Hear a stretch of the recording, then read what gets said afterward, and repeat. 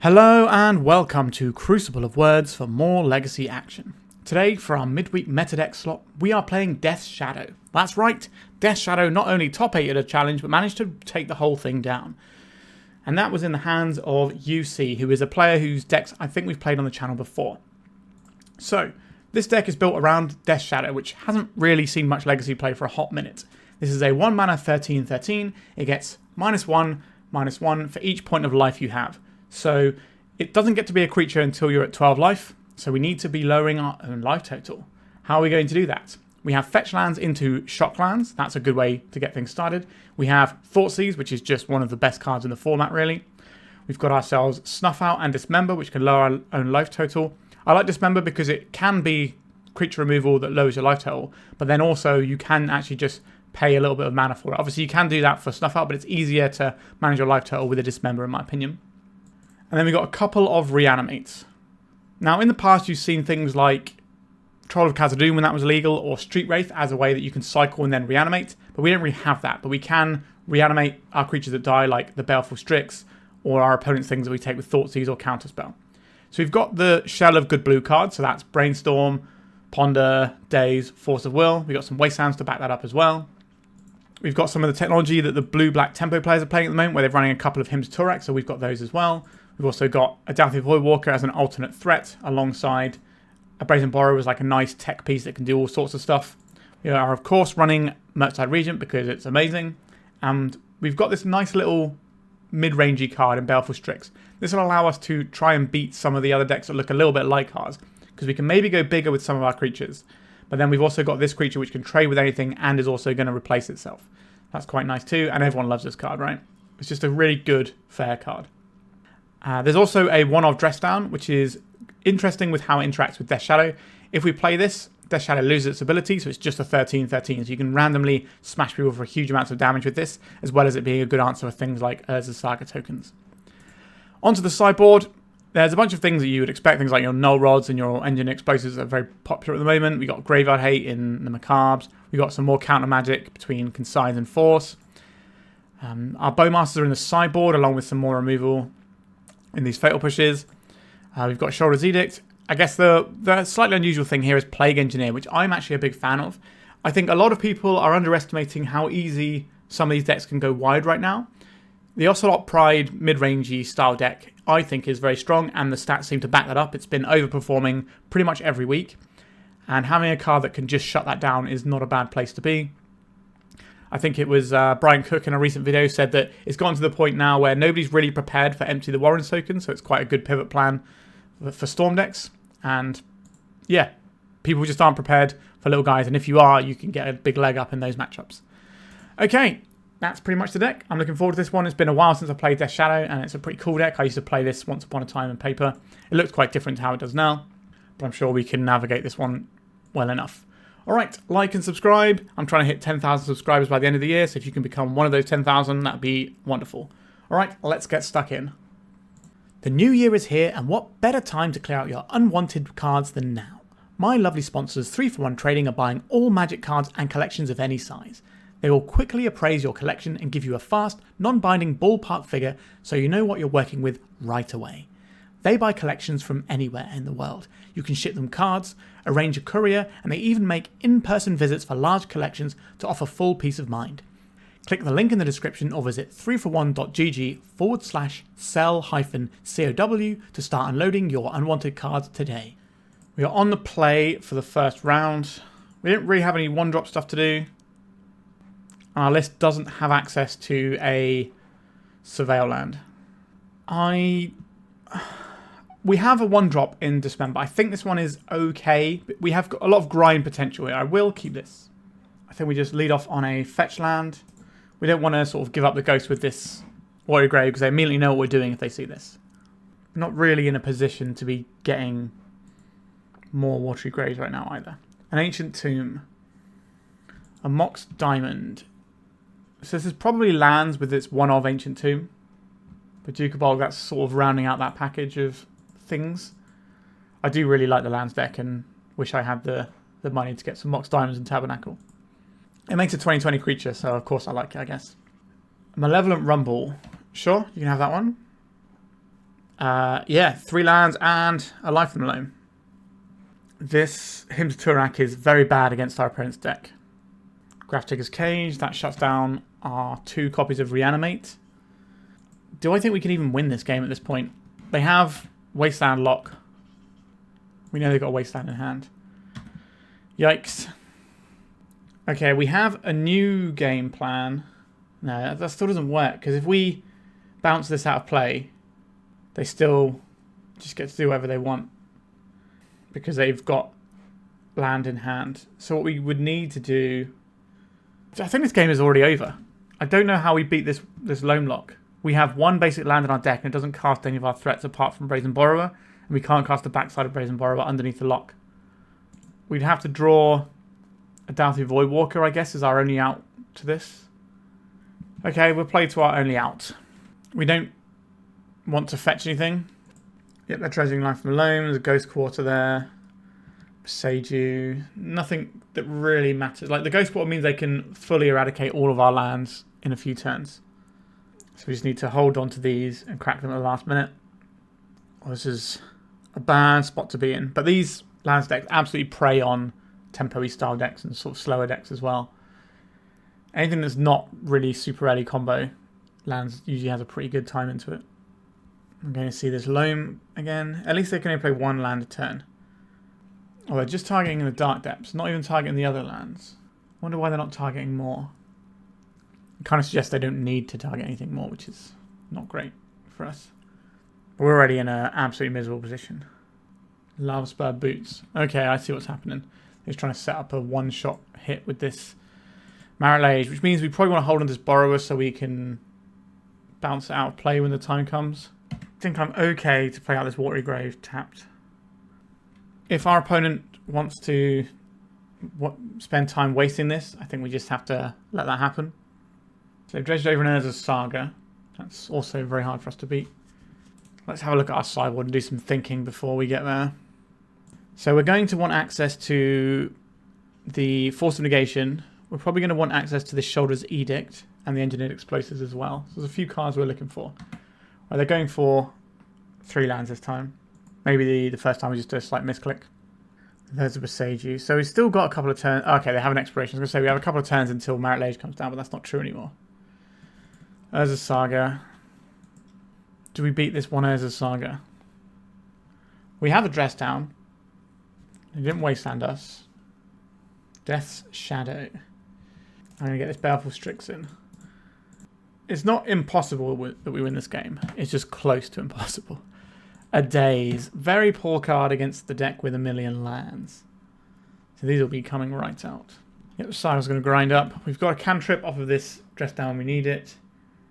We can also Brazen Borrower back there. Murktide. Now, they might be one of the builds that has Sajiri Step. A lot of the lands builds, especially the mono green one, I believe, has the Sajiri Step in. So that could be a bit of an issue for us. We've got to play to our outs. It will take some of our opponent's resources, but they can fire Murktide every turn with the amount of mana they have. They get 2 land drops. There's a Ghost Quarter amongst the lands they brought back. They could just make a construct and give it haste. It looks like that's what they're doing. I don't mind taking a bit of damage because that means our Death Shadow can come online. We take 5 here. We go to 12. I'm going to trade this off. We've got an answer for this in a minute anyway. Maybe we can make enough power and push through, bounce in some of their threats. Like, Death Shadow does hit very hard. So we're on 12. Force of Will doesn't hurt. Okay, let's go and get ourselves a little bit lower on the life total wise. Let's go for Death Shadow here. And I think we want to get in a point of damage. Is that true? Because we probably have to bounce. Yeah, no, I don't think we get to do that.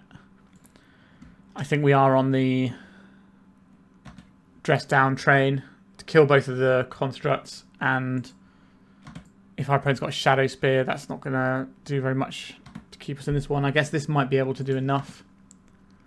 We could block some constructs. We could just do a Dismember. We've got options. They're not great. Okay, they're going to name our Flooded Strand. This taps for mana anyway because of the Yavimaya on our opponent's side. Yeah, they've just gone for that. There's an argument we could fetch around there, but maybe our opponent, by naming this, means they don't get to Wasteland. I would like to... I guess we float a blue. I didn't make the other construct, which means they're probably going to bap us with a big construct's turn. Sorry, a big Dark Depths' turn. Okay, I will float some more manas. A Ghost Quarter. Not a big lover of that for us. Yep, you can life from loan back some stuff. I don't know if I'm willing to Force of Will this.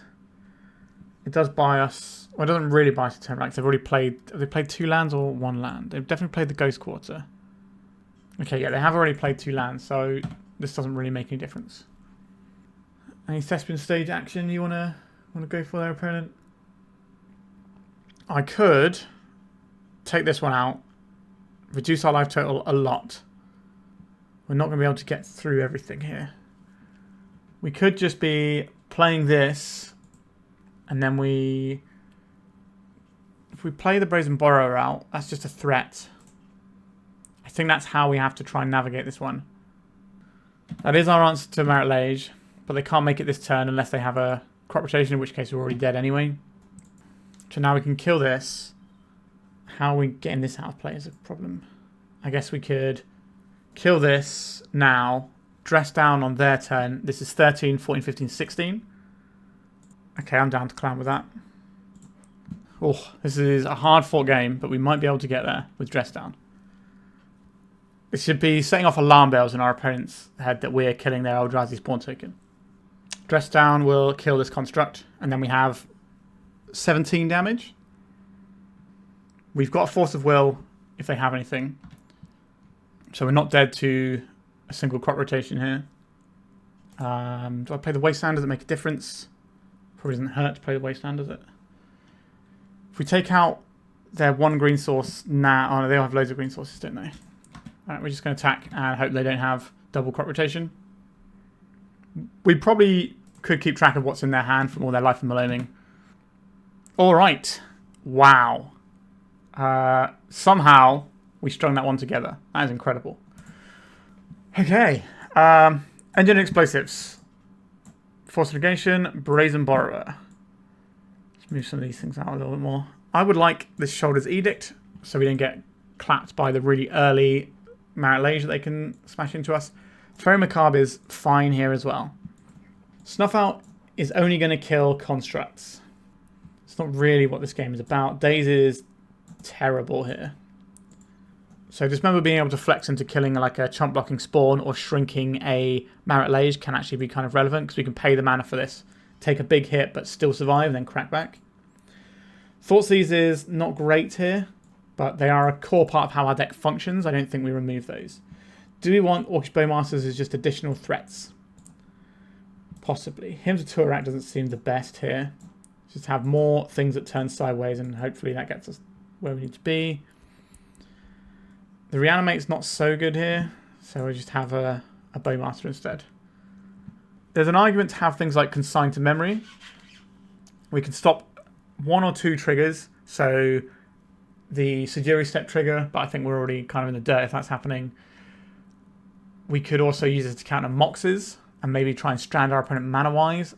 I don't think that's as viable an option against the mono green build, which just looks like our opponent's on. On the green-white build, you can maybe strand the mana a little bit more because they have slightly fewer green sources. But I think we're going to roll with this. We're keeping our forces because we have nothing better to take out, and if we just have a tempo of getting 1 more hit in, maybe that's enough before like the loan gets back when it needs to. Island, Ponder, bunch of lands. We got Brainstorm to fix our hand as well. I think this is a keeper. Our deck isn't the quickest at coming out of the blocks compared to, you know, decks with like Nethergoyf and things like that, because we need to set up our big threat. Our big threat is huge. That's kind of how we like to roll. Don't really want an exploration here. I think we're going to get rid of our Ponder because we would like to fix our hand with a Brainstorm more, which means we're not really doing very much on turn 1 here. We've already seen Ghost Quarter, so I'm just going to play out a fetch land. And then next turn we can Brainstorm, or we could Orcish Bowmasters. Just try and get some pressure down. Maybe our opponent's slowed enough by this exploration. Okay, That's an Urza Saga construct waiting in the wings. Malevolent Rumble was pretty good. What are they going to get here? If they have a loam, they won't take either of the lands. So if they take one of the lands, that means at least we don't have to worry about loam yet. They chose Urza Saga. And we know the Swifty Boots aren't coming to get us anytime soon. A Brainstorm. I'm just going to hold up various options here. Although they're not going to make the construct right now, are they? Okay, let's lean into what our deck's trying to do and do this off of a Watery Grave. Okay, I wish I'd have done this differently so we could possibly play this Wasteland out, but that'll hit the next one, I think. And that's something that'll be fine. Put back 2 lands. Keep the pressure up. We might be brainstorming again in our opponent's turn. I think our plan is going to be we Wasteland their second Saga if that's what they play. I doubt they will though because they've got possibly not the mana to activate this one next time around. Although this activates this. Okay, they've got a Thespin stage. Am I just going to brainstorm for velocity here? Now we already know what our next turn consists of. So we don't really need to brainstorm right now. I will take some pain on this. I'm going to play out this Wasteland. Go to the end step. And then when they make this Urza Saga construct, we're going to kill it because it's only going to be a 1-1. Getting an actual trade with Bowmasters feels good. I'm going to leave out the Wasteland because that's the easiest way for us to interact with the Marit combo. We could hit this Thespian stage, and then they're not going to be able to activate their Urza Saga next turn. I quite like that as a play. We could also just hit the Yavimaya and try and strand our opponent off of green mana since they didn't get a green source off their Malevolent Rumble. This can just get them a Mox Diamond though. We'll ping this down. And then what are we going to Wasteland here? I think if we're trying to strand our opponent mana-wise, it doesn't make the most sense. We can stop them getting another construct by taking out one of these 2 lands, and this will go away. If I take out their Thespian stage, that's kind of the scarier prospect, I think, for now. Because they might have another Yavimaya that's stranded in their hand. They can go and get the Mox Diamond. We already know they have at least 1 land in hand. Probably more. Their whole deck is pretty land-oriented. They're going to crop rotate this away. That's pretty good. So when you're playing against a blue deck with your crop rotation deck, your crop rotations are reactive rather than proactive a lot of the time. You wait for like a Wasteland to hit or whatever. Or for your opponent's resources to go low and then you can try and leverage it that way. What do they find here? Another Saga. Not sure about that one. Obviously our opponent knows what their hand is, so they've got much better information than we do. But I don't think they're going to get full value out of this one. But maybe getting 1 construct out of this is worth it. Now we can bounce one of the constructs. They're never going to have haste because Lava Spire Boots is in the bin. Just making a little 1-1. It's going to grow to a 2-2 when they go and get an artifact. I wonder what they get. Soulguide Lantern to make sure we don't Murktide them. Okay, just the mana off the Mox Diamond. This means that activating this other Urza Saga the next time around is going to be very easy for them. They can deploy this Urza Saga if they want to. Yeah, I didn't think they would want to. 3 cards in hand, we know 1 of them. What is our solution to this situation we find ourselves in? I'd quite like to brainstorm into a land, but if we miss on the land, how bad is that? It's quite bad. We could just play this Baleful Strix, and then maybe that finds us a land anyway. Okay, I'm going to brainstorm, trusting the deck to deliver me a land. Because then we might be able to get a Death Shadow up and running, and that's like a key part of how we're going to get through this game. We need to be able to smash our opponent. Okay, okay. I don't hate this. So what spells are we not casting this turn? We're not casting the Death Shadow this turn. We could Wasteland Ponder. Do I think there's any point Thoughtseizing at this stage of the game? I don't think there is. Dress Down is certainly useful being construct tokens. I don't really want to get rid of the dress. I don't really want to get rid of the... Maybe it's the Strix? I get chump blocks for a turn, but it's not that exciting. Okay, so let's Ponder. Our opponent can fire off a Ghost Quarter if we leave the pile as it is. Sheoldred's Edict. Now we kind of have this sort of stuff covered. I think we're just going to shuffle here. Orcish Bowmasters is acceptable. What am I going to Wasteland here? Probably just the Saga, so I get no constructs out of this one. We know they've got another Saga, but we'll deal with that one in a bit. We want our opponent to attack us and reduce our life total. And then we can try and get this Death Shadow in. We can also attack with Orcish Bowmasters next turn if they don't attack. And then if they block, we can finish off the construct and continue to force through little increments of damage. We can get like a big swing in. Like we do have the 13 damage combo in hand.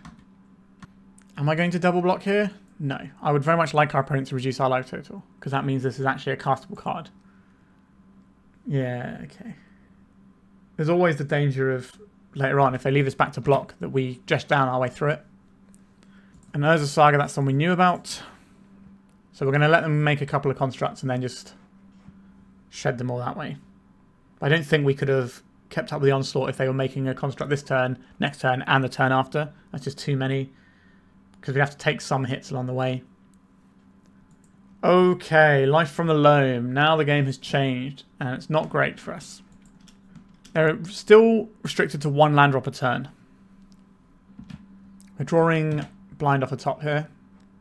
A Misty Rainforest. That serves my purposes, doesn't it? Let's get stuck in with our friends.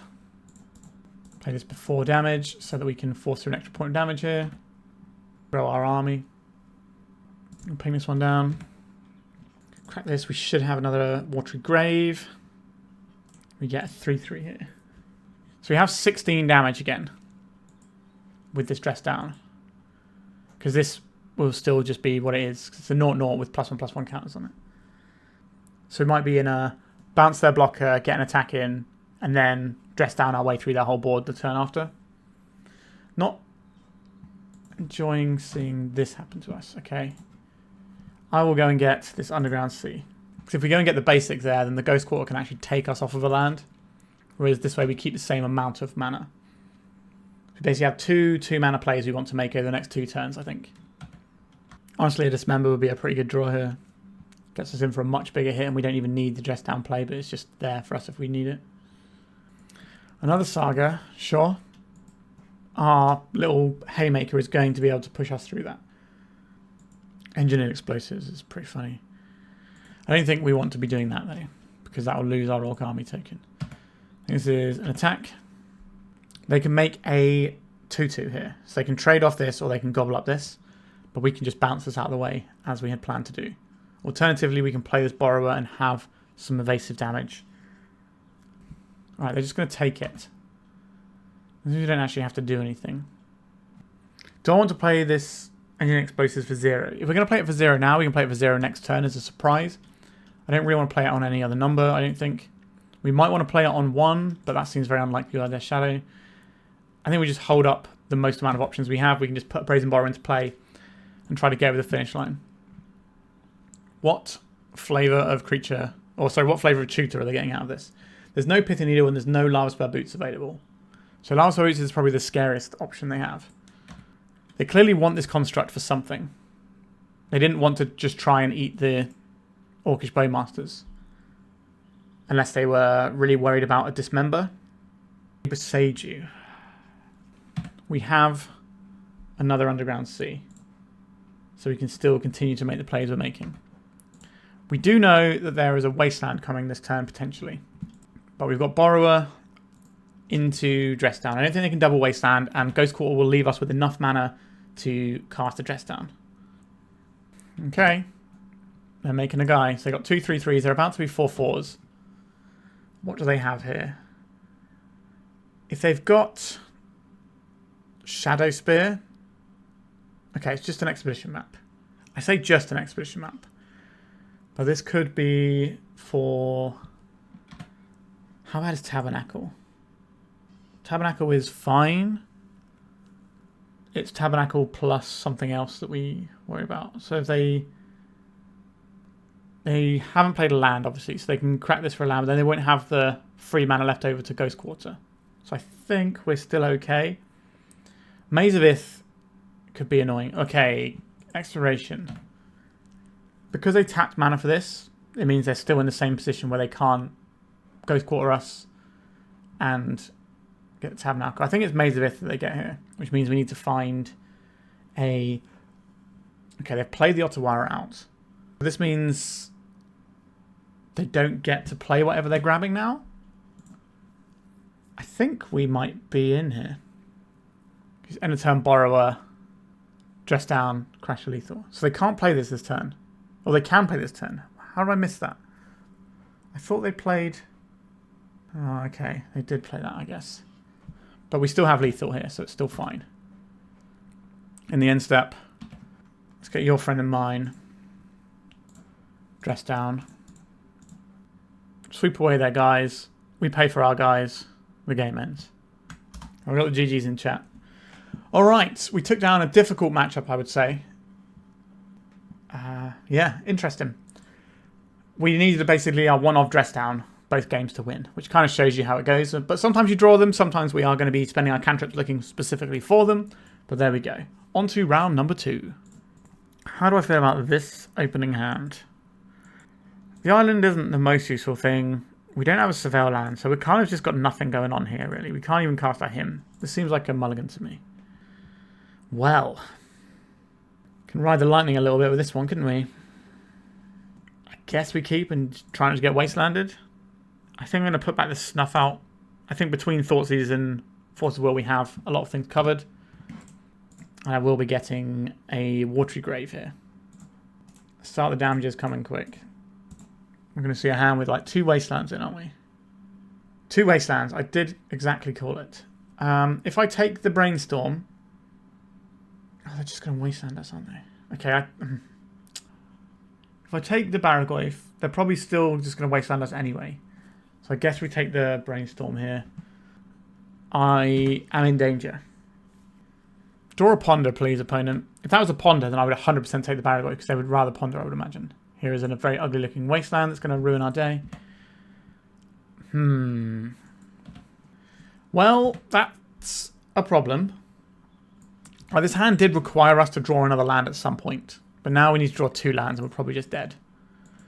Tamiyo. No, thank you. I don't know when we're going to get an island to cast this Daze, so I'm just going to force pitching it. Now, we had a lot of 1-drops we could have drawn if we kept our land. Okay, so now we have a land again. We've only missed for 1 turn.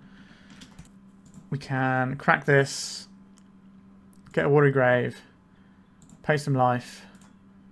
Get a little creature that survives Orcish Bowmasters. I'm never going to play out a 1-1 Shadow. Unless I'm 100% sure that it's not going to get tagged by Bowmasters or something. So certainly not in a matchup with black cards over here. We can get wastelanded again. A Thoughtseize, you say. If I Thoughtseize... If I Force of Will this... It doesn't matter, does it? I was thinking if we Force of Will this, we take 1 life, so we have a 3-3. But now the issue we have is this Barragoyf. If our opponent wastelands here, they take themselves 2 turns back on playing the Barragoyf, which allows us to get in with the Shadow a few times. Okay. Now, Fatal Push can just come off the top and ruin us. That is the game we play.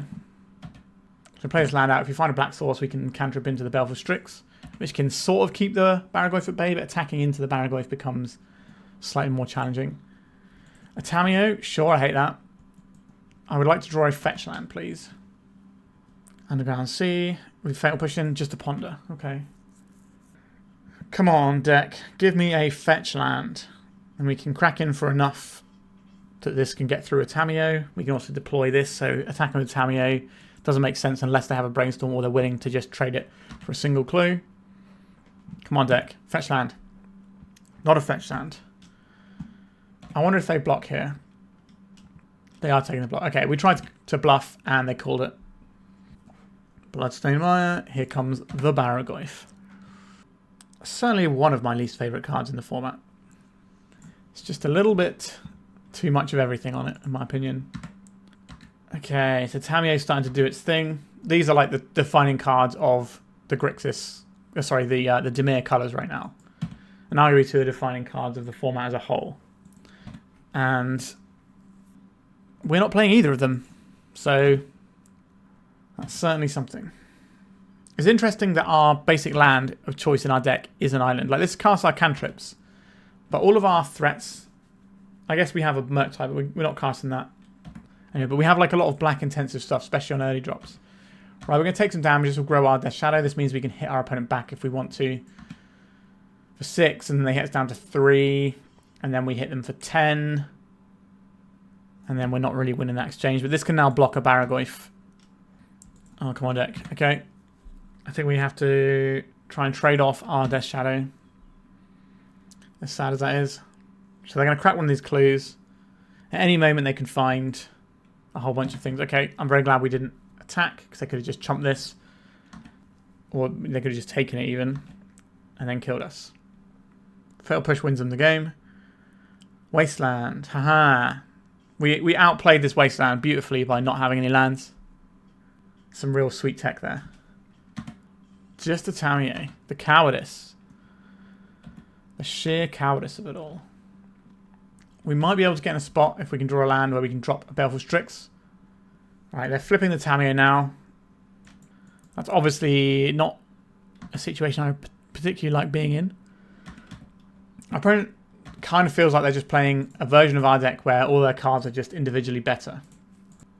Which is a little worrying. I think this is Underground Sea into Baleful Strix. Now we've got some cool synergy stuff with Death Shadow, but they have a lot of other stuff. So they're going to get a ping here onto our Strix. And it goes away. And they can hit us for 3. They can hit us down to 3, and then we can block this and then follow up with the Shadow. So the reason I did that play is because I wanted to try and find another land. Or something that can interact with this Tamiyo. Like we are making additional problems for ourselves by doing that. Fatal Push. Okay, that is the game. Yep, that did not feel remotely close, but we did kind of get wastelanded off of our mana. But even so, not an ideal situation. So we don't really want a bunch of counter magic that cost us cards. I want Fatal Pushes. I want Orcish Bowmasters. Sheoldred's Edict looks good here. Brazen Borrower can bounce some reset Tamiyo, and Engineering Explosives can kill a Tamiyo. So there's a bunch of things I'm intrigued by. The Reanimate here looks very strong, I think. The Hymn to Tourach looks good. The Baleful Strix looks good most of the time. The Snuff Outs are kind of bad here. Like, we can kill a Tamiyo. We can maybe kill a Murktide Regent if they've got them. I'm not sure we want these Snuff Outs. Maybe trim a couple of Daze. Our opponent's going to play around the Daze anyway, so we're going to have the value of being a Daze deck without having to play them. And obviously, we know we still have a couple in there. We don't just going to get flooded on them. What is our plan to beat Murktide Regent? We have 2 Borrowers, 1 Sheoldred's Edict, and Thoughtseize out our opponent's hand, and the Baleful Strixes. Okay, we've got a decent chunk of things. We're getting through that. I think we're just going to go like this. Have lots of 1-for-1 trading stuff going on. Maybe we'll even have multiple lands. That'd be good. This is not the one, is it? We need to mulligan so we can actually cast our spells. Well, we can cast these spells. So this is probably putting the Watery Grave back. The downside of doing this is if we do get Wasteland, we don't get to cast our 2-drops as easily unless we find a land. But if we don't put a land back and we draw a land, then all of a sudden our hand seems very, very low on action. Turn 1, Thoughtseize, turn 2, him is a very solid way to start the game. Does that mean we don't need this Burrow and we just need to play it super safe? I do like interacting with my opponent's things. Alright, we'll try it like this and just play a little bit cagey. Maybe that's wrong and I'm just a little bit flustered from having our only land destroyed in the previous game. Okay, I think we just set into our life total in a big way. It's like we're playing Modern, isn't it? Start the game on 15 life. Tamiyo, Engineering Explosives, Death Shadow. Sorry, Murktide Regent. Death Shadow's our threat. I don't particularly want to play against its explosives. I'm going to take Tamiyo though because it's objectively the most powerful card in their hand / deck. We don't have an answer for it.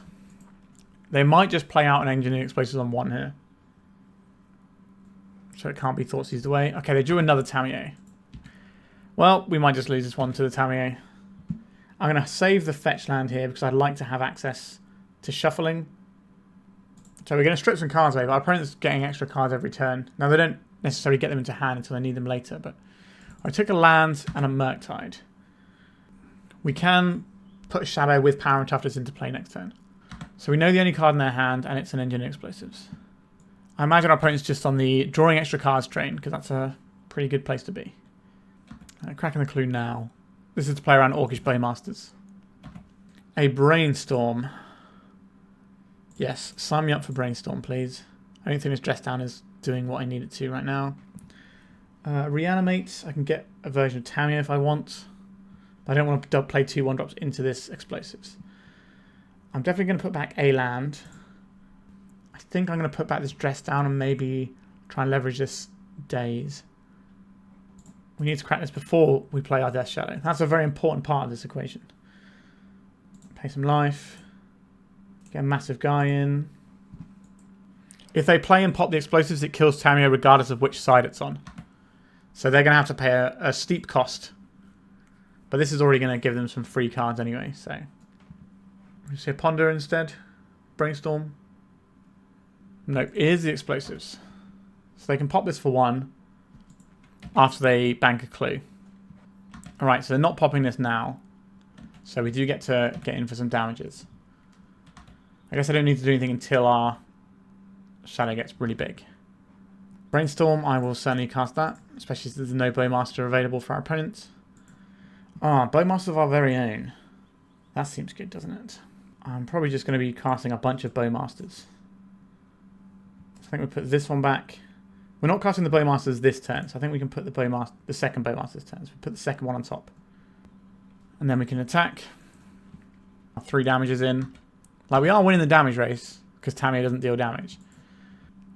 Scalding Tarn. A lot of land. This Daze not looking at its best. Are they going to crack this clue straight away? I think we're going to give them the opportunity to make a mistake and crack this clue. I'm willing to Bowmaster still here. We could have done it before the clue came into play. I tried to get cheeky. Okay, they didn't do anything about it then. Interesting. They might have a Bowmaster of their own. But we have a Bowmaster of our own and a Reanimate. So things get to pop off in a big way for us here. There is a Bowmasters. They're holding up mana for clue or Engineering Explosives. We'll see which one they opt for. If they want to crack a clue, they'd probably do it now to play around us having another Bowmasters. I'm going to Reanimate targeting our Orcish Bowmasters. If they crack this clue in response, we then play this Bowmasters, clear their board out and get a really nice attack in. And we've got a Daze to protect this if they have a Daze. Which also gives us the option to drop the Watery Grave. So we'll take out their Bowmasters first. Then the clue happens, we take out their Orc army. Then we get this Bowmasters back. We ping them for 1. Then we get to crack in for 9. I don't think this Daze in our hand is going to do anything. And if they crack this explosive, they lose their Tamiyo, and we still have a lot of pressure on board. I think we've wriggled quite nicely through this one. Even though they've drawn like 4 cards off this Tamiyo. A Fatal Push, when they have the explosives, this means they really want to keep their Tamiyo. Which is understandable. Card is really good. A Murktide Regent, you say? That's only a 4/4. So the Orc army token can attack. What is on top? It is this Engineered Explosives. So we can play it on 1 and blow this up. I don't want our opponent to know that that's the thing that's about to happen. So I'm going to attack with this Orc army first. I assume we're trading for the Murktide. Oh no, we're trading for the Tamiyo. Interesting. I don't think we're playing out this Engineering Explosives in that case. They can't... Well, they can attack here, and then they crack the explosives, and then we need to find 2 damage from somewhere. That is the baller line to take. Our opponent decided against it, though. Because now we just get to attack with this Orc army. They pop the explosives. And then what, I guess? Just fetch hand in our hand, not doing anything. What? Oh, sorry, this is on 1, isn't it? That's why I'm not popping the explosives. Ignore me. We don't need to play this out yet. We can play it and then pop the explosives later. We'll just chill for a minute. I would love to Brainstorm away this Daze. No response to this Sewers. Brainstorm and Ponder are both like uncastable at this point. Yeah, our opponent made the right play in the last turn. For some reason in my head I had this on 0 because there's not a number on it and my brain doesn't work properly. How big is this one? Just a 3/3.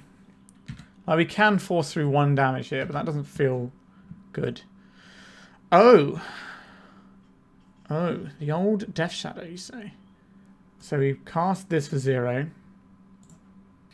And then we pop this for 0 to blow up the explosives. And then we play this Flooded Strand to play around Daze.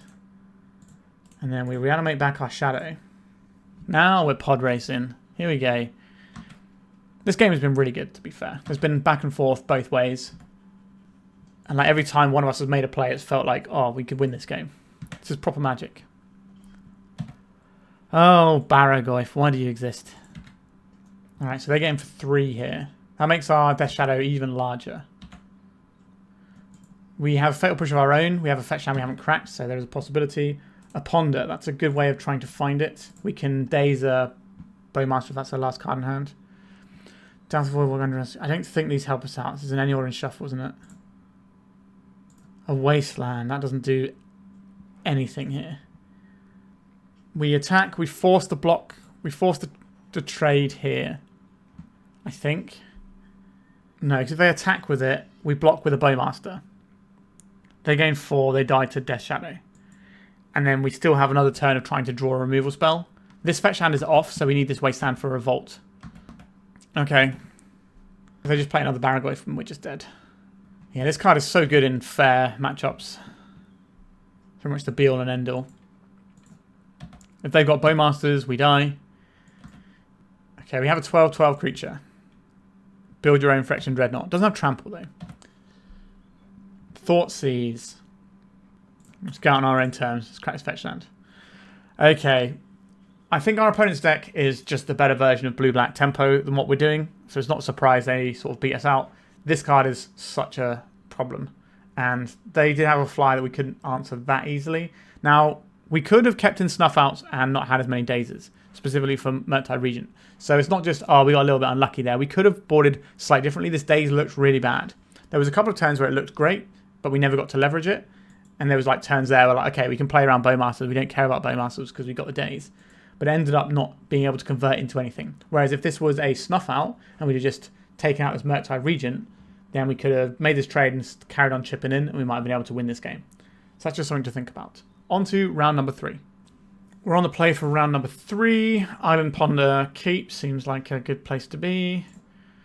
There is an awkward part of our deck in the fact that we do need a lot of black mana, but I don't think I want to get a non-basic. I think we just get the basic island.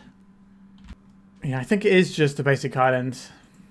I'm still a little shell-shocked from getting wastelanded before, maybe. But I think it's just correct here, looking at our hand. Like the next mana source we find will be black, and we're going to need a mana source to do something anyway. So let's snap off this Ponder. We're going to find a Fetch Land, and everything's going to be fine. Yeah, okay. I like all of these cards. Which order? We definitely want the land next turn. And the Ponder. So I guess we go Shadow, Ponder Tarn, then we can hide the Ponder on top of our library. Not that I'm particularly expecting our Ponder to get taken if it was in our hand. If our opponent looks at our hand, they're going to think we're a very different deck to the deck we actually are. Basic Swamp. Unmask. Targeting us. Oh, Shadow of Mortality. Are they playing the Pitch Black deck? That deck's sweet. I've played it on the channel a bunch. I did some of the sort of developing with it a little bit here and there, tweaking some stuff. You're casting a Dark Ritual into my Daze. I guess we say no to this. Because we're not going to be able to counter what comes out the other end. And maybe this slows their roll if they are the Pitch Black deck. So they pitch Shadow Mortality. It's obviously an expensive spell to pitch to the Disrupting Shell. Not Disrupting Shell, Sickening Shell. So we're casting a Ponder here. I don't particularly want the Death Shadow anymore. I think we need to find a counter spell. A Snuff Out. A very castable spell, not. Okay. For 2 reasons, this card is going to be blank. I don't really like Snuff Out as a main deck card in Legacy. Too many of the best creatures are black. You know, you got your Nethergoyfs, your Bowmasters, your Barragoyfs. Alright, we have another Dark Ritual. We're going to see a Necrodominance. We are going to see the Necrodominance. So we have correctly identified what our opponent's doing, but we do get to just make a Murktide and say, do you have enough here? And they'll say yes, and then we'll lose. But their deck is sweet, and I have no problem losing to a cool deck like this. Well, they just did a little refill on the Necro. They discarded a bonus Necrodominance. Do I want my opponent to know what we're doing? I don't think so. I think we're just going to go and get the Underground Sea here. If our opponent thinks we're a Reanimator deck instead of a Death Shadow deck playing Reanimates, that's going to be really useful for us post-board. Because they're going to board in like ley lines or whatever. And we're just going to make our massive 1-mana guys. So they skip their draw step because of Necro. They've got themselves another swamp here, and they're passing it over.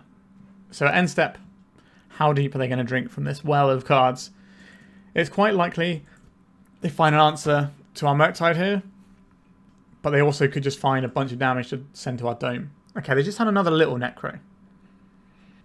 I'm not sure what the best way of playing it. Obviously, we don't know what's in our opponent's hand, so maybe they've got a bunch of stuff they would like sort of time to leverage, and they're doing little draws just to keep topped up and make sure that they can leverage those cards they already had in hand instead of drawing a big hand and having to discard a bunch of stuff, which is end up the same for them. The One Ring is another scary thing we have to be aware of here.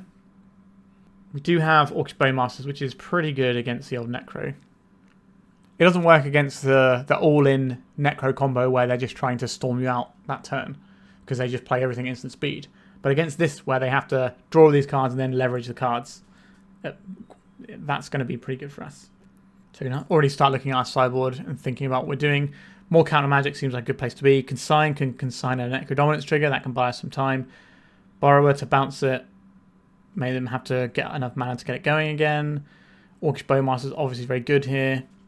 I don't think we need the Null Rod. We might want to keep some removal in or switch our removal around getting in the Sheoldred's Edict in case they've got things like Sheoldred, the Apocalypse, and there's another card they often play as well. The Cellar Spawn, Ancient Cellar Spawn, which allows them to Dome. So maybe we do need to keep the Fatal Pushes in for that as well. Soul Spike going to the Dome. Now we don't have to go to discard. Him to Tourach. That's a banger here, isn't it? But we do have to reveal our other black source here. I think it's worth doing. But they're going to see that we're playing... Oh no, we have another Underground Sea here. This is perfect. I thought we had to go get a Watery Grave there. So at least 2 of these cards that they've been digging for. And then we get to punch them in the face for 7. Doesn't mean they get to draw more cards next time. What do they get lose? An Ancient Cellar Spawn. Sure. And a Swamp. Hopefully they needed that Swamp. But this is the turn we die some of the time. Because they can go Cellar Spawn, draw a bunch of cards, dome us and kill us. But if they're not dropping the Cellar Spawn, which was in their hand and was definitely something they were working towards this turn. Do they go all in here and try and gain life? I think if I were them, I would go hard here. Yeah, our opponent's gone pretty hard here. Gone to 8 cards. Wonder why going up to 8 and not just go all the way up to, you know, go down to 1 life and just say, working it out. Okay, so we're going to lose 4 life. So this is no longer lethal. But, oh no, we didn't have main deck Bowmasters, do we? I don't know how we can make this lethal. A Thoughtseize. That doesn't do anything for us here, does it? Oh, we're obviously going to cast it because our opponent might be able to convert some damage from their hand. The question is, do I think being at 9 life against the Soul Spike deck? That's one point. I guess if they have an Ancient Cellar Spawn, we just need to kill the Ancient. They need to take the Ancient Cellar Spawn out. So I'm going to Thoughtseize them. So already 2 Cellar Spawns gone. Does Shadow Mortality fly? I can remember.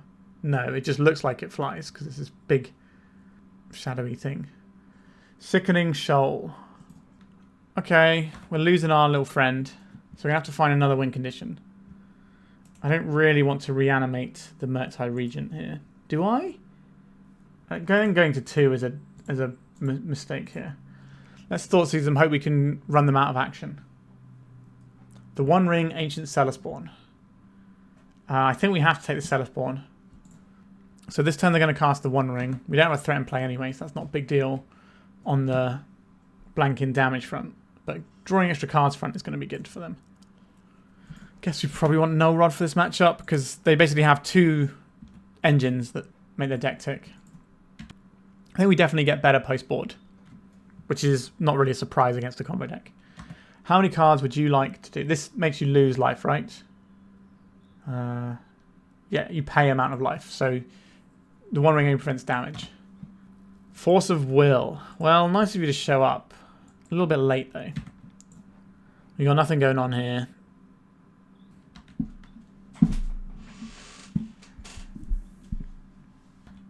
The One Ring. 3 cards in hand. The One Ring Doesn't kill them next turn, but gets them close. If we find a Sheoldred, then we're just dead. Cabal Ritual. Shadow of Mortality. 7/7. Who's the Shadow deck now, I guess? An additional 1 ring. This is just to preserve their life total, I think. Okay. Our removal spell lines up very poorly here. And their creature is lethal in 1 turn. Are they going to pay any life here? They paid 1 life, so they can get 1 other card with this 1 ring. A Dauthi Voidwalker. That famously does not block. Alright, you get this one, opponent. Let's go to the sideboard. I think we get a lot of action from our sideboard and we get to take out these stinky Snuff Outs. Get out of here, Snuff Outs. We don't need you. I would like potentially a Null Rod. Maybe the Fatal Pushes. Definitely the Bowmasters. 100% the Force. The Borrower and the Consigns are fine. The Sheoldred's Edict is a better removal spell than Fatal Pushes. So what do we not particularly want here? I don't think this is going to be a Reanimate heavy matchup. So maybe those can come out. All of our counter magic looks good. The Dress Down seems fine. Dauthi Voidwalker not at its best here. They're already exiling their own graveyard anyway. Dress Down can maybe buy us a turn here and there. Is that good enough? Maybe. So let's work out what the best things we're putting in are. And then we can try and add some additional things. Don't want these Bowmasters, so that's 3. What next? Force of Negation seems pretty important. And maybe the Dress Down we don't need, and it's better to have removal instead. The Null Rod shot off the 1 ring seems reasonable. And a removal spell that can hit one of the guys they make. I would like some of this stuff in. Maybe the Daze isn't as good as we think it is, because they're going to play around it. We can just get some hard counters in, so we can have like a couple of consigns in. Would I prefer the Brazen Borrower to a Fatal Push? Yes, I would.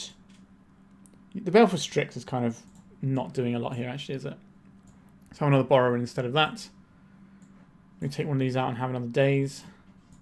We've got these Bowmasters in. Taking out 4 threats, but added in 3. That's probably fine.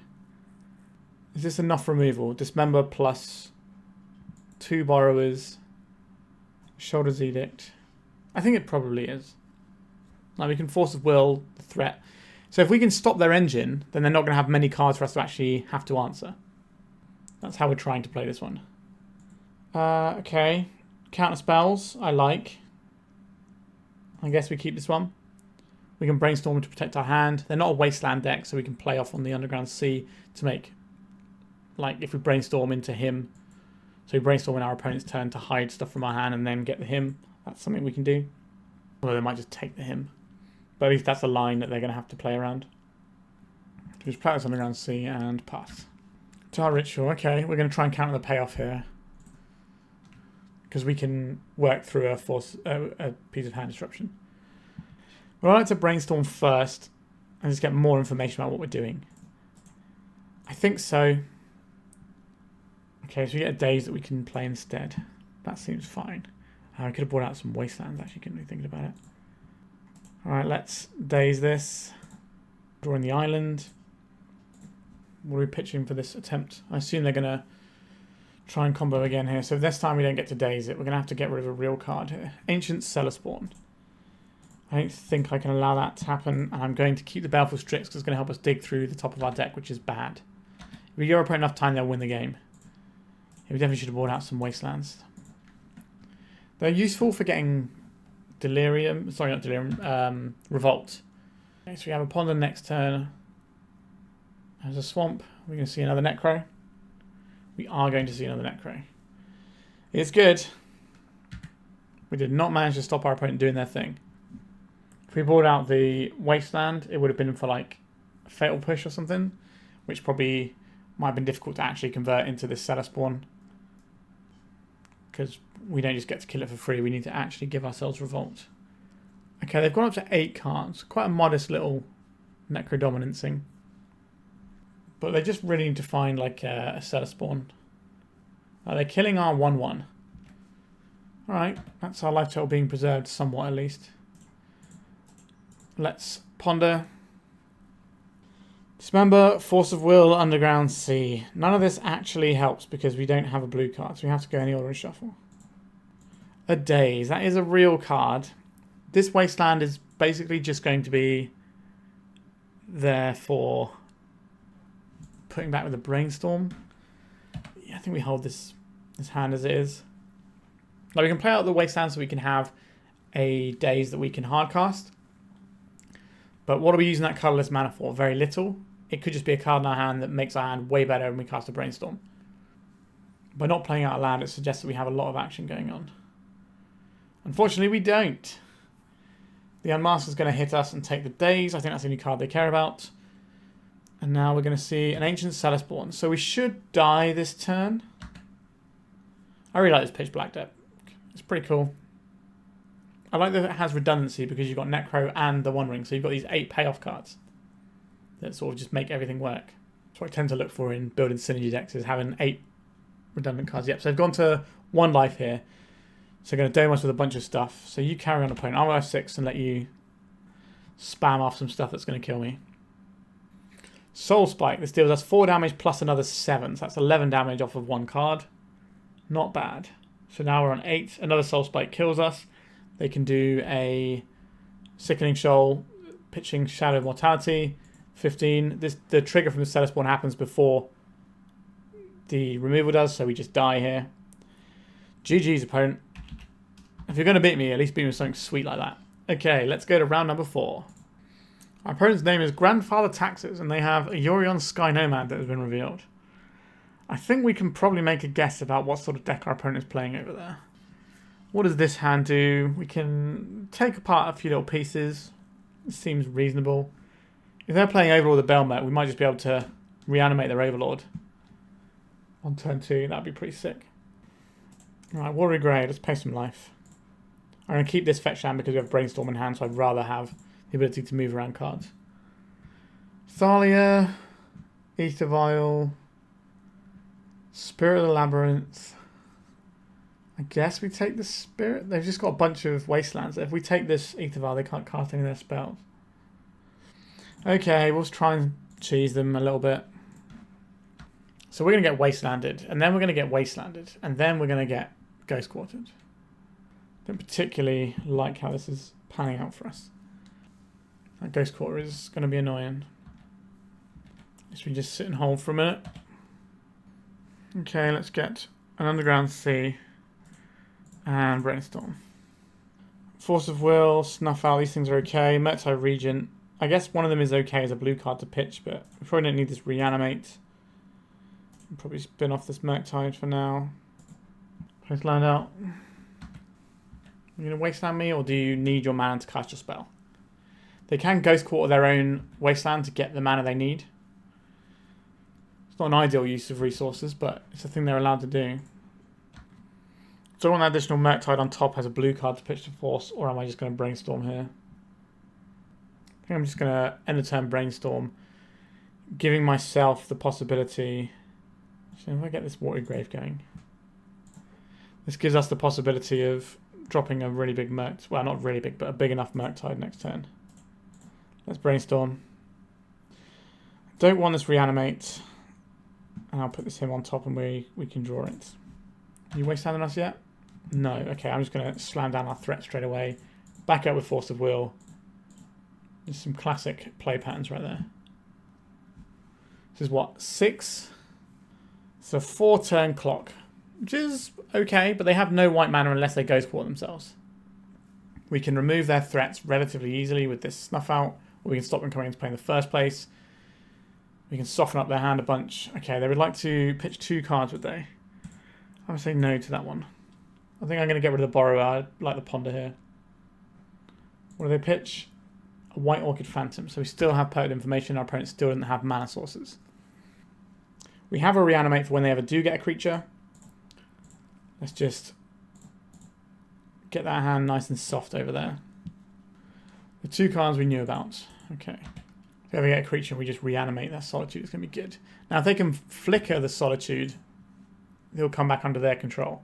And that is an issue. But we'll worry about that later. I will get this while we still have some mana available. So our opponent can wasteland us at any moment. So every time we get a window to cast spells, I'm going to take it. Let's ponder. See if we can move some stuff around. Brainstorm is okay. Into fetch lands. We're not using these right now. I think we don't really need these things though. I think we just get any order and shuffle. We're just looking for like dazes and stuff.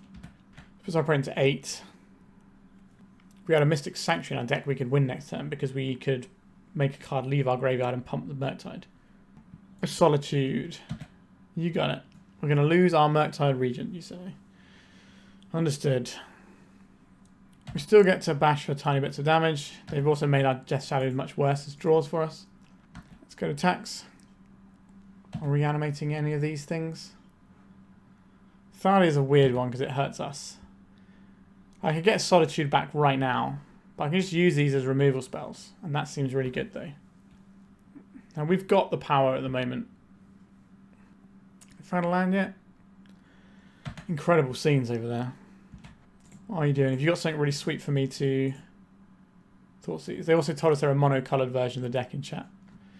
What does this get us? Another Baleful Strix is fine. Take that one. I'll reanimate this Recruit of the Guard. Is that true? What does it get us? I don't think it gets us that much actually. We can just wait till they play creatures and kill them with their 2 Solitudes. We've got 6 turns more of just turning this little owl sideways. Also, if you're unfamiliar with the flavour text of this, it's pretty metal. Its beak rends flesh and bone, exposing the tender marrow of dream. Sounds like lyrics from a metal song. Anyway, a dress down. That's not a bad one to have access to. We can blank a bunch of our opponent's stuff if they ever find anything. We've still not found a land over there. Like, they can definitely feel annoyed with how this has panned out for them. We found the land, but it does cost them a bit of life here. Oh no, they're playing it tapped.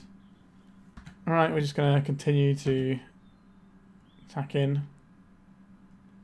I think I will play out a Scalding Tarn so that I have the ability to get 4 mana for a hardcast Snuff Out if we want to do that. Well, they could have done the Ghost Court their own land trick and access white mana earlier, but they just didn't have the raw mana count either. So we've just been left with 1 planes for ages. Let's go for a Ponder. A couple of Death Shadows, a Thoughtseize. Let's have a little look at their hand here. Got Failure. It is a Failure. Sure. Well, we're going to remove that very soon. Lion's Sash. I don't particularly want to be involved in this game. Let's get back a Solitude. This does expose us to potential of getting blown out by a Flicker Wisp. I think that means I'm going to play this land so I can dress down in response to a Flicker Wisp. It does mean shuffling these 2 Death Shadows off the top of our library, which is not ideal, but we are gaining life, so they're not ideal either. It's kind of a weird little one. It's like if something happens to our Solitude. Right, around to the 3rd path. You got it. You can blow up my poor little guy. I'm going to draw one of these Death Shadows. Let's snuff this one out. Bash in for 3. Play a Death Shadow. We've got Death Shadow on top of our library. I'm not going to reanimate Baleful Strix. I don't think that's necessary. If we reanimate the Solitude, we go to 2 life, so we end up with an 11 power creature. This is a good matchup for our opponent. They were unfortunate. I'm not necessarily expecting to win this afterwards, but we saw a lot of stuff that I want to hit with Orcish Bowmasters, which is nice. Sheoldred's Edict, Plague Engineer. I don't really want to be trading 2 for 1 against this. So maybe we're just boarding out a bunch of like this sort of stuff. Maybe have this Engine Explosives in. It's like a lot of stuff going on there. Give that a whirl. Removal spell, hand disruption, more removal. This hand is pretty reasonable. Planes, no turn 1 play. Play some life and Thoughtseize them. Their deck is particularly good against us because they can plow stuff and then mess with us. I don't particularly want to play against Stoneforge Mystic. Don't particularly want to play against Meteor Sword either. I just take the Stoneforge and get blown out by the Pre-War Formaware in a few turns. They are an old school build with Rishdam Ports, which is pretty cool. An Ether Vial. Sure. I'm just going to play this Explosives out. If they find a white source, they can Skyclave Apparition this. So maybe we're supposed to hold off a turn on this one. Although we can kill the Skyclave Apparition. Does it work the way I want it to? Exile to one non-permanent you don't control. When this creature uses... Oh no, it's two separate abilities, so we can't do it. It's exiled whilst that creature's around. Alright, they had a Rishdan Port, so they get to blow up our thing. Extraction Specialist, what do you do? When this creature enters a 10-type creature card, mana value 2 or less from your graveyard to the battlefield. Thanks, I hate it. Yep, so now this can go and get them something, and the value train has already left the station for our opponent. So we'll push this Stoneforge, a Lion Sash. I think I'm still getting Watery Graves because we need to make sure our Death Shadows are viable, and they're not going to be very viable against our opponent's deck for a lot of the time. Okay, we can blow up the Ether Vial, that's not nothing. Thoughtseize is cool. Which of these cards am I most worried about? Yes, is the answer to that one. I don't really want them to have the Sash. At least if they plow us, we get something from that. But they don't have the mana to... I guess they can put this in and still start exiling stuff. And they just fetch this as well. I don't know. Let's pay some life, I guess. Throw this up now. So they have to use their Rishdan Ports for mana. Our life total is getting low, though. We do get a Murktide Regent next turn, which will then just get gobbled up by a Source of Plowshares. Maybe we're supposed to take the plow and try and just win with the Murktide. Alright, they've got another one of those. They're more than welcome to Rishdan Port one of our lands here. Yep, goodbye. Him to Tourach. Don't mind if I do. Please get rid of this plow. Meteor Sword and the Skyclave. We did not get rid of the plow. So this Murktide is just going to be gaining some life. Now we could just draw a Death Shadow. And if they plow a Death Shadow, and then we can drop a Murktide, is pretty fine. Yeah, you carry on. You enjoy your little Rishdan Port action. Let's cast a Ponder. A Death Shadow, you say. And then a Murktide. I don't really want this Murktide. So I'll bury that. Take this Ponder and this Death Shadow. We need them to plow our creature. Not kill it in another fashion. You have one mystery card. Oh, is it Skyclave Apparition? Yeah. It was a Skyclave. Now, the Murktide Regent plays around them having exactly Skyclave. So it's not like we couldn't have done anything else. We could have played out the Murktide. But if they plow our Murktide, then casting the Death Shadow is going to have to wait quite some time.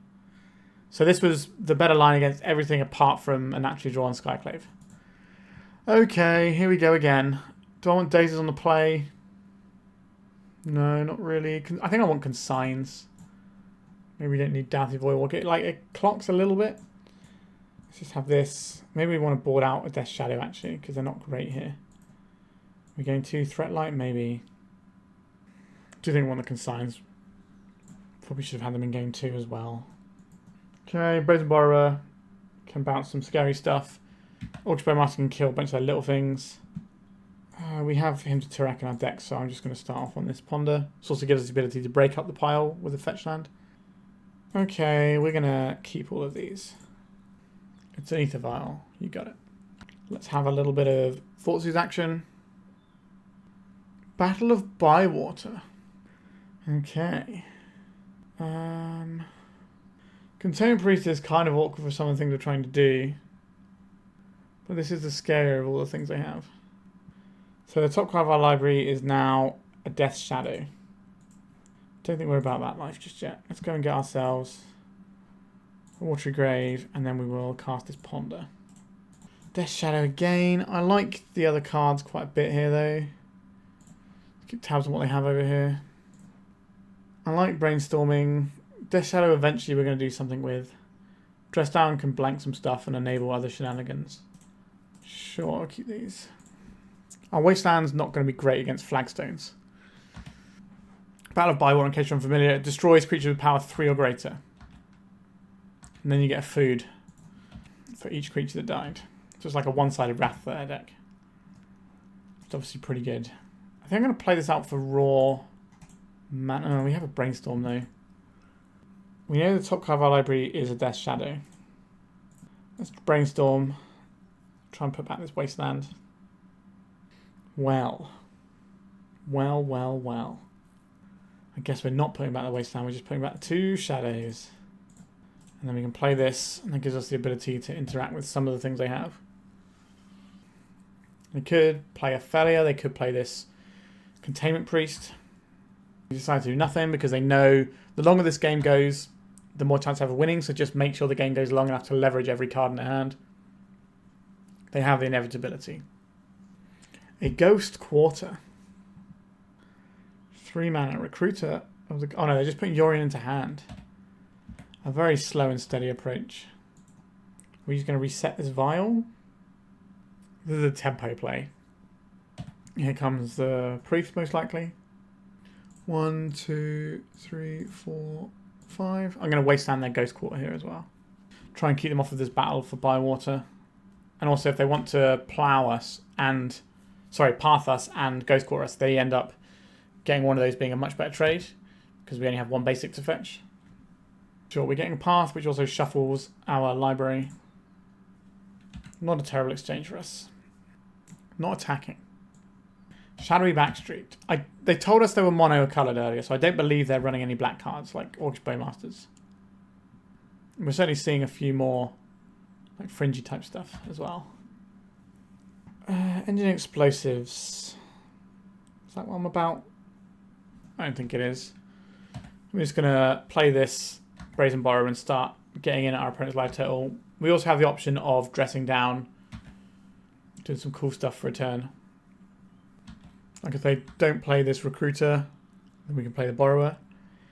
Yep, you get us towards Death Shadow being a relevant Magic the Gathering card. I like that for us. White Orchid Phantom. Don't particularly want to lose another land. And here goes our dress down. We drew a Bowmasters. Now we can clean up both of these creatures if we want to. Do I want to have the mana ready to go first? Alright, let's ponder before there's any like spooky Spirit Labyrinth type stuff we need to be worried about. A Death Shadow, a Thoughtseize, and a Wasteland. Okay. Let's Thoughtseize our opponent here. Swords to Plowshares, Battle of Bywater, Recruiter of the Guard. And they also have this Yorion. I could take the Yorion and have an interesting reanimation target. Recruiter obviously can find them Flicker Wisp, which becomes a bit of a pain. I'll take the Yorion. And I'll deploy Death Shadow. We might be able to set up for a Yorion turn of our own, where we Yorion a couple of Bowmasters back and get to wipe their board that way. Our opponent can only attack with 1 creature. If they attack with both creatures, we take the first strike damage, then our Death Shadow grows and kills the Containment Priest. Which might be a trick our opponent misses. Unlikely, but it's something that's on our radar that maybe might not be on theirs. Just a Phantom, sure. That's the correct attack if you're attacking at all there. So now they can Battle of Bywater our guys down if they want to. A Death Shadow. Let's get that stuck in. We just take the damages here. We really get to do stuff with Recruiter very soon, and I'm not a fan of that for us. Maybe one of our Bowmasters has to go under the bus here. Failure. Okay, reanimating their Yorion looks like a worse prospect. I really need to find another mana source so I can just play and crack the explosives in one go. Because if we play it, it just gets blinked and messed around with. And they were showing Recruiter into Flicker Wisp anyway. So they attack. They can blink this White Orchid Phantom. They're going to blink out our Death Shadow because they have a Containment Priest. Put damage on the Containment Priest. We're going to blocks. We're going to double block the Containment Priest so that if they go and get a removal spell with this Recruiter using the Vial, like a Solitude or something, they don't get to use it. We get to take this out. So we do get our Death Shadow back. We are on quite a low life total, which has its pros and cons considering our deck. I assume this is going for the Recruiter. There it is. How bad is it going to be for us? I'd very much like to draw a land so we can just get this Explosives popped. A Stoneforge Mystic. Yep. Land probably wins us this game, I think. Or certainly does enough that we aren't losing it in any time soon.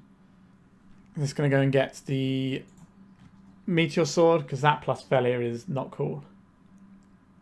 It's this new end game that the Death and Taxes deck have that's really cool now, where they can just actually grind away all your permanents using the... We get a Meteored. Pre-war Formalware, that can get back the Containment Priest. And a Mother of Runes. Okay. Back with the Death Shadow. A Wasteland, that's a very good draw for us. So now we go Explosives for 2, blue, black. And now we can pop this. They do get to pre-war Formalware next turn, so I've played around this to some extent. Am I attacking my opponent for a chunk of 8? I think I am. No, we don't get to do many more attacks into the Mother of Runes and that sort of jazz soon. You can take half your life total. Or you're going to chump block with this Recruiter and then get it back with pre-war Formalware. Yep. I think our opponent is still quite far ahead. We needed that Engine Explosives to not lose the game, but it doesn't necessarily mean we win the game. If we play out a second Shadow, they can just plow one and they both die, so I really don't want to do that. If we can get the Bowmasters in, maybe we can kill the Mother of Runes in response to something. This should just be an easy pre-war Formalware, get back whatever you want. I think it's probably the Stoneforge. Ends up being the most powerful thing here. But it could just be failure and then hope that they get to blink the pre-war Formalware next turn with a failure and just pop off. Because they do have a Mother of Runes protecting all this, so it's relatively likely they can string that all together. Still got a lot of life to work through on our opponent. Now we are cracking for big chunks of damage. So they've gone for the Stoneforge here. They get the Meteor Sword. They got Cauldra. Could you not, opponent? I don't think they've got anything to put in off of this Aether Vial on 4. I guess we'll find out.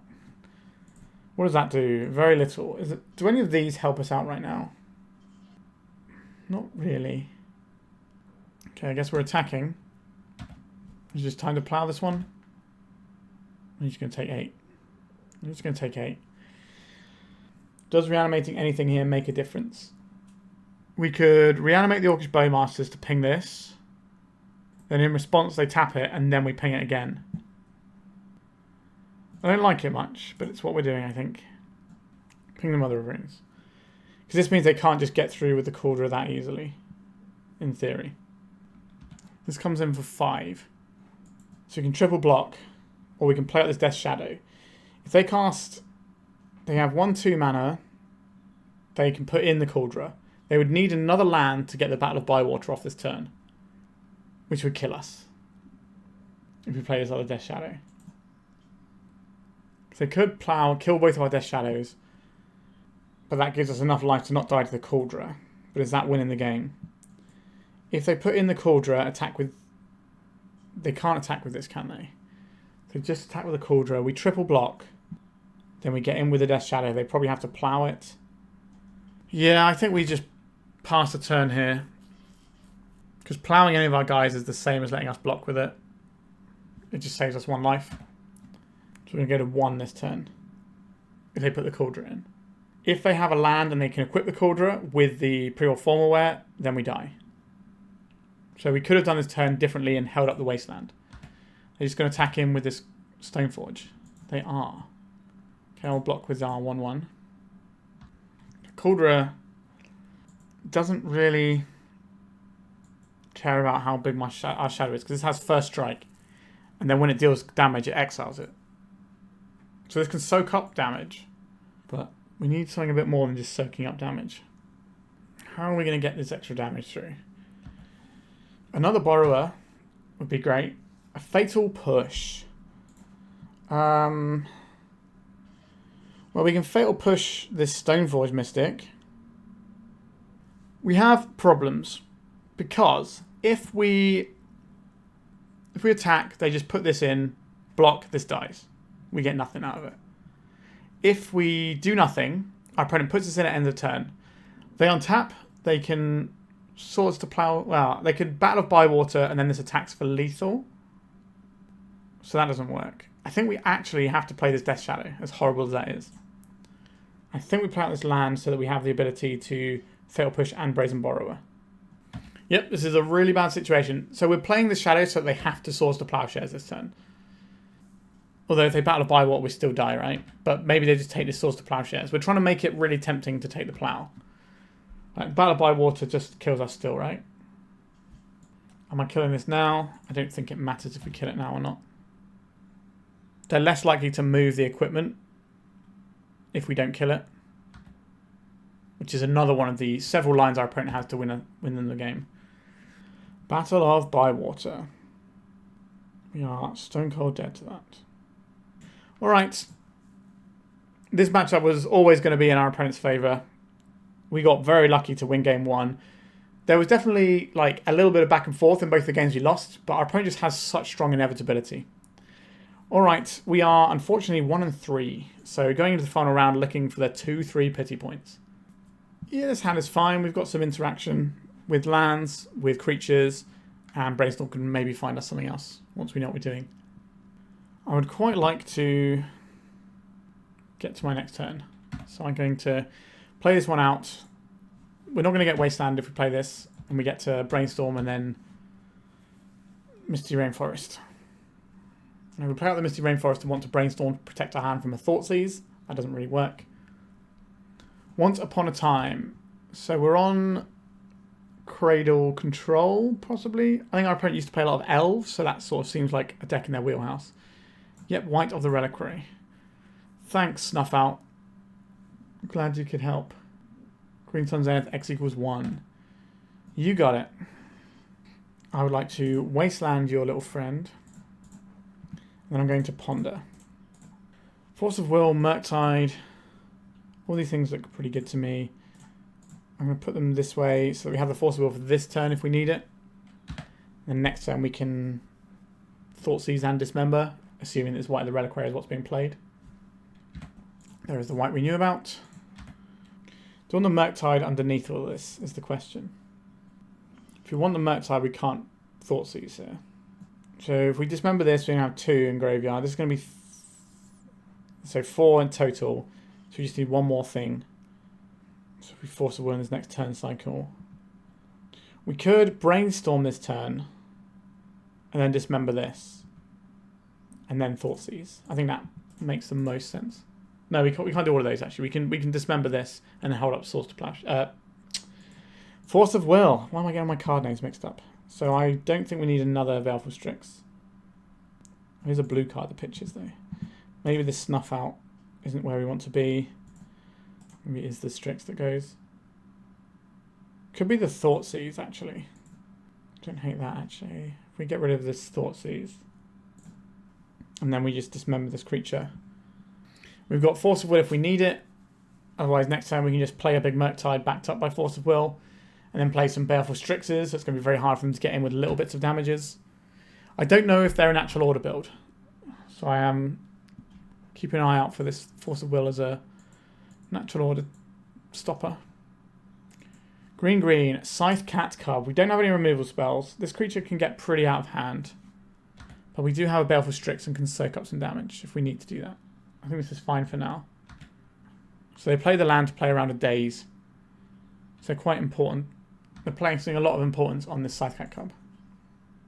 Hierarch is not one I care about. Misty Rainforest. Do I want to play out a Baleful Strix? I think I do. Is that better than getting the Murktide in? I do want to see another card. But if we don't hit a 1-drop, we're going to feel a bit bad that we've done that. Alright, let's just get this big dragon in. Play out a land for next turn. This might not be able to stymie the Scythe Cat Cub attack this turn. Badger Mole Cub. Okay. Haven't played a land drop yet though. So looks like no attacks from them. Good news for us. Snuff Out. An excellent draw. Let's get one of these Baleful Strix in. Let's go and get ourselves a Watery Grave here. Play the Shadow out as a 1-1. I will play the Scalding Tarn so we can grow it as we see fit. So I'm going to get 6 damage in this turn. We've got this Snuff Out that might shock our opponent. They might not expect it. and it can kind of blow them out. Well, they're probably expecting things like Fatal Push still. But yeah, we're going to take out the Trample guy with the Snuff Out when we get a good opportunity to do so. 3 mana, it's just an Endurance. It is an Endurance. Are we counterspelling an Endurance? I don't think so. They wipe my graveyard. There's only 1 land in it, but I think that's probably fine.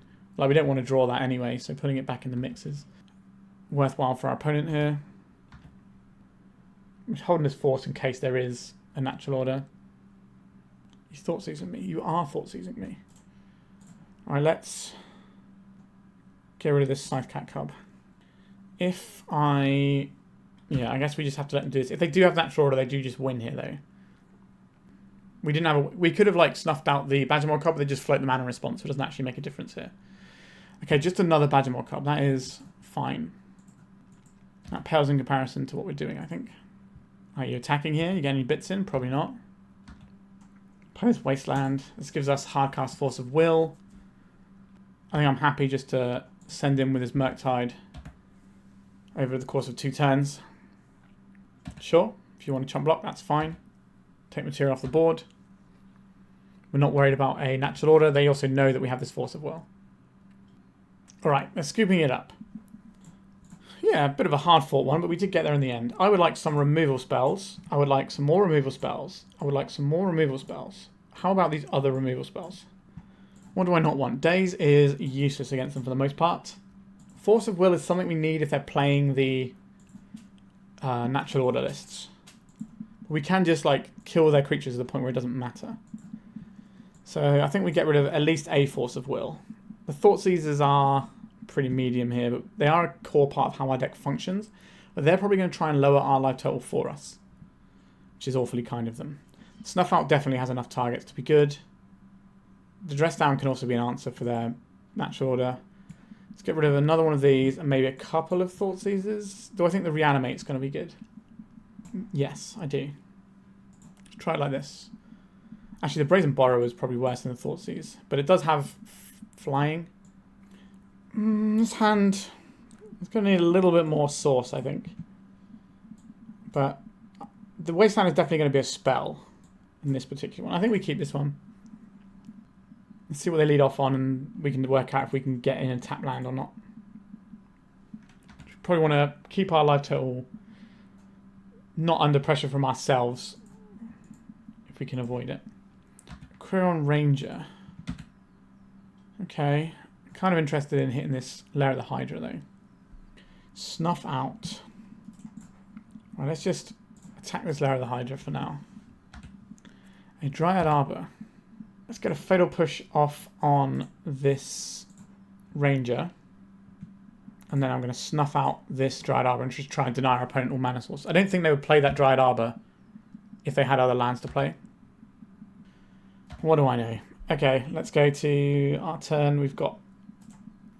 Would I rather have a Brainstorm this turn or just get a Baleful Strix? I think I like the Strix. They didn't have a 1-drop from that either, so we've relieved some pressure. We can reanimate nothing of note, but we can trade off this Baleful Strix and then reanimate it, and that always feels like a great thing to be doing. Challenge Gates of Madara.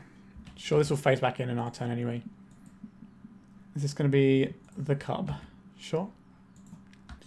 Let's Brainstorm. Don't really want all of this mana, do I? Let's just get a little Murktide Regent action going. Am I poking for one? I don't think I am poking for one. Like, if they have a Snuff Out for our Murktide, I'd like to trade this Baleful Strix off. Oh, hardcast Once Upon a Time. That's ugly at this stage of the game. A land. Yeah, that probably means they were looking for the land. Putting another counter on the Cub. A Sylvan Safekeeper, you say? Okay. Doesn't look like you're attacking though, does it? Snuff Out on my poor little guy. Okay, sure. You attack into my Death Toucher? No, I didn't think so. A Reanimate. Let's Brainstorm first. Particularly want these lands. Do I need multiple Reanimates though? I don't think we do. This gives us the ability to shuffle, go and get a basic island, I think, here, and then cast the Ponder. Orcish Bowmasters. Yes, please. If we play this first, that means our opponent doesn't get to untap and use the mana.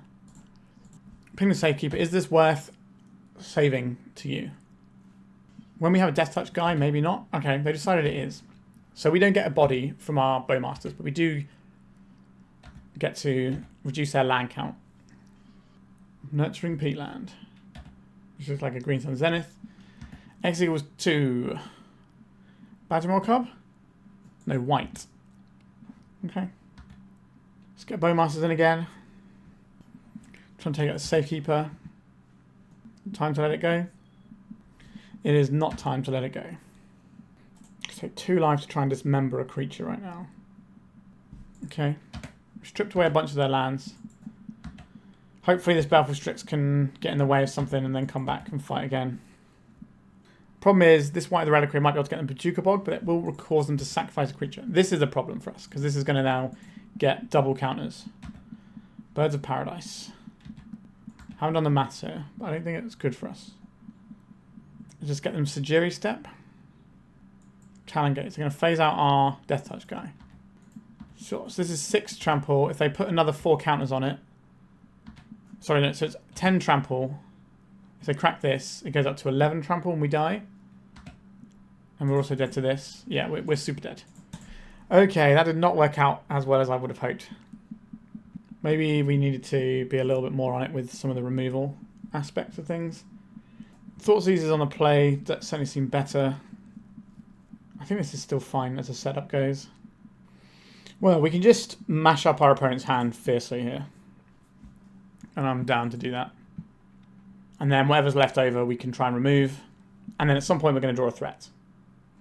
We're going to try and preserve our life total by getting an Underground Sea here. Let's take a peek at your grip there, opponent. Snuff Out, White of the Reliquary, Birds of Paradise. I check out this Birds of Paradise. I'll pay 2 life and I will him our opponent. Snuff Out and the Verdant Catacombs. Not that exciting. We've got a Dismember for their white. It's going to be Dryad Arbor. Let's get out of the way. No, Surveil Land. Makes sense. They might be looking for a land.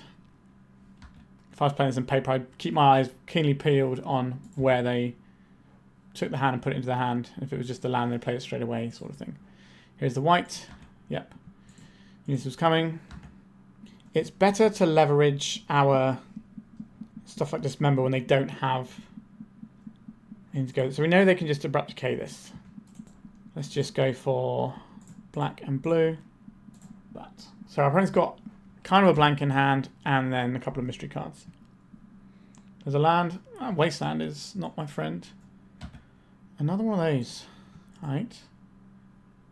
And a Wasteland. Okay, things are now not being my friend. Fatal Push. Okay, who's going to draw things next? If we draw a land, then we can start cantripping with this Baleful Strix. If we draw any of our cantrips, we're good.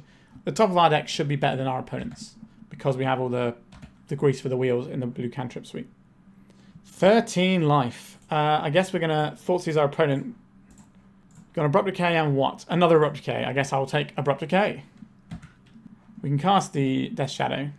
Not that that's going to be particularly useful. Lair of the Hydra. I can start getting in for a little bit of damage. A Watery Grave. I'm going to pay 2 life and get this Baleful Strix in. If they interact with it, then that's fine. Another land is fine too. Because if they remove this, they're not removing the Death Shadow. A land, that's not really where our opponent wants to be. A Wasteland. Okay, I'm happy to have this Wasteland. Take it as Lair of the Hydra. Start getting in little bits of damage. Maybe our opponent answers this. I think it's smart not to answer it. Wasteland. We didn't play our land out. They don't know that this Wasteland isn't actually that useful. I need this Abrupt Decay to not be a thing anymore. A Murktide Regent. That's pretty good against the old Abrupt Decays. Let's go and get Underground Sea.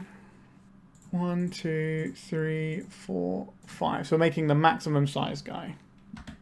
So if we hit our opponent with this Baleful Strix, then we have a 2-turn clock with this Murktide Regent. We can hold back the Strix to block. Obviously, we know they have an Abrupt Decay, but if they blow up our guy, we get the bigger guy. Alright, our opponents had enough and they've scooped it up. That matchup felt pretty solid. It kind of got away from us a little bit in the second one, but we ended up with a 2-3 record, which obviously isn't great. We did split the games in the Death and Taxes matchup, although the game we won was because our opponent's deck didn't do anything. We also lost to the blue-black deck, which was kind of like our deck, but better, really. So let's talk about the deck. So obviously, I enjoy a lot of Death Shadow action. I much prefer playing decks with like a bit of synergy in them, rather than playing decks that's just a bunch of good stuff, although I do love Jund for some reason. But this build is kind of like taking the really good blue-black tempo shell. I say really good, like it's pretty good. Like if we look at the stats of blue-black tempo here, this is a 0.93 over rep rate. So it might have the most top 8s of any deck, but it's actually performing underneath, just about underneath where it should be, right? So it's in the Goldilocks zone of being balanced, but it's on the lower end because it's below 1. So blue-black tempo is a fine choice, but not like an incredible choice. So our deck is playing that deck, but we've substituted some of the threats that are just naturally good on their own. Things like Nethergoyf, which is obviously something you can play early on and then pressure combo decks with because it's like an early drop. We don't have stuff like that. We don't have the Barragoyf. We don't have Tamiyo. We don't have Kaito, which is a good way of locking things down in the mid-game. In exchange for doing that, we get our Baleful Strixes, which I do like this card. It's not really winning you games, but it's very good in trading games. And Death Shadow is like our big threat, which can be large. Now, when Fatal Pushes are very, very heavily played removal spell alongside Swords to Plowshares, every deck's going to be able to remove this. But the idea is that you have two different large threats. Now, is this better than playing Barragoyf? That is the question. I think the answer is probably no, because Barragoyf is just really, really busted. We also don't have main deck Bowmasters, which is a nice thing that you can leverage as well. Like, this deck is totally fine, and obviously a good player managed to take it to a challenge win, which is, you know, congrats to them. I do think you are making your life more difficult playing a deck that looks like this, rather than like a more traditional blue-black tempo deck. If Troll of Khazad-dûm was legal in this format, then I think there would be a reason to play Shadow over tempo, because you could cycle the Troll and reanimate it to lower your life total whilst also empowering your Shadow. And then you've got a nice threat that doesn't die to Fatal Push. But that's not a world we live in, because that card is still banned. And probably for the best still, to be honest with you. So this deck is, yeah, it's solid. It's fine. It's not embarrassing to be playing this at all. If you want to pick this up, if you are a Death Shadow player, you can certainly play this and fine-tune it and actually, you know, get some worth out of it for sure. Because there were certain games that we did win that we might not have won with a regular blue-black deck. Having that game against lands where we had the really nice dress-down play, you don't really get to make those plays with blue-black tempo in the same way and just crack your opponent for 13 with a creature. So, you know, you do have different edges. It's not just strictly worse than blue-black tempo. I just think in general it's worse. But, you know, the format's pretty volatile. Lots of different decks at the moment. So, you know, play what you want to play, get your reps in. And this is a fine deck to play. All right. Thank you so much for watching. Please remember to like and subscribe and check out my sponsor 3for1 Trading if you're looking to buy any cards. And goodbye. If you'd like to support me in the channel, please check out my Patreon. It has a free guide to budget turbo depths as well as 3 tiers of support. A low cost one that enters you into my monthly raffle for a free donation deck on the channel, a mid-tier subscription that gives you access to my detailed turbo depths guide that is updated every month as well as regular articles, and lastly the higher tier gives you all of the above as well as a monthly donation deck for my channel. If you're interested in supporting the channel this way, please check out the link in the description.